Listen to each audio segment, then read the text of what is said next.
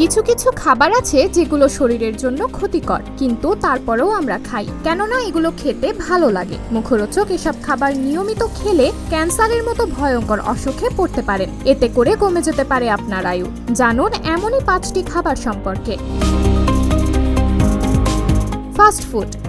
আমাদের মধ্যে অনেকেই এখন নিয়মিত বিরিয়ানি, কাবাব, রোল, চাউমিনের মতো ফাস্টফুড খেয়ে রসনা তৃপ্ত করেন। আর এই ভুলটা করেন বলেই তাদের শরীরে রোগ বাসা বাঁধে। যে কোনো ফাস্টফুডে থাকে অত্যন্ত ক্ষতিকর ট্রান্স ফ্যাটের ভান্ডার, আর এই উপাদান হৃৎপিণ্ডের দফারফা করে দেওয়ার কাছে একাই 100। শুধু তাই নয়, এতে থাকা অত্যাধিক লবণ এবং মশলা পুরো শরীরেরই হাল বিগড়ে দেওয়ার ক্ষমতা রাখে। তাই ভুলেও নিয়মিত ফাস্টফুড খাবেন না। Cold drinks. গরম পড়তেই বেড়েছে কোল্ড ড্রিঙ্কসের বিক্রি, আর সাধারণ জনগণের এহেন ঠান্ডা পানীয় প্রীতি দেখেই চোখ কপালে উঠেছে বিশেষজ্ঞদের। তাদের কথায় এই পানীয়ে রয়েছে মিষ্টি থেকে শুরু করে একাধিক ক্ষতিকর উপাদানের ভান্ডার। তাই নিয়মিত এই পানীয়ে চুমুক দিলে যে আখেরে স্বাস্থ্যের হালই বিগড়ে যাবে তা তো বলাই বাহুল্য। অতএব গরমের দোহাই দিয়ে নিয়মিত কোল্ড ড্রিঙ্কস খাওয়ার ভুলটা এবার শুধরে নিন। প্রসেসড ফুডও চলবে না।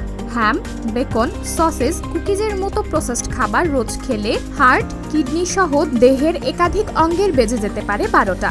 এমনকি এইসব খাবারের কারসাজিতে শরীরে বাড়তে পারে প্রদাহের প্রকোপ, আর সেই কারণে দেহে শীত কাটতে পারে ক্যান্সারের মতো জটিল অসুখ। তাই আজ থেকেই এইসব মুখরোচক খাবারের থেকে দূরত্ব তৈরি করে নিন।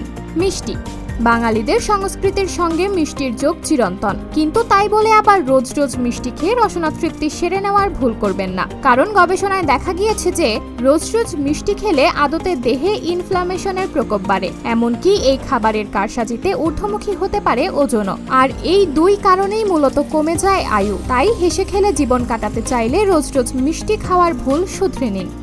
সর্বনাশা মদ। গবেষণায় দেখা গিয়েছে শরীরের প্রায় প্রতিটি অঙ্গের ক্ষতি করতে পারে মদ। এমনকি পানীয়ে নিয়মিত চুমুক দিলে ক্যান্সারের ফাঁদে পড়ার আশঙ্কাও বাড়ে বৈকি। তাই তো বিশেষজ্ঞরা সকলকে মদের থেকে দূরে থাকার পরামর্শ দেন। আশা করছি এই নিয়মটা মেনে চললেই আপনারা সুস্থ সবল জীবনযাপন করতে পারবেন। সাবরিনা জলিল, সবার কথা।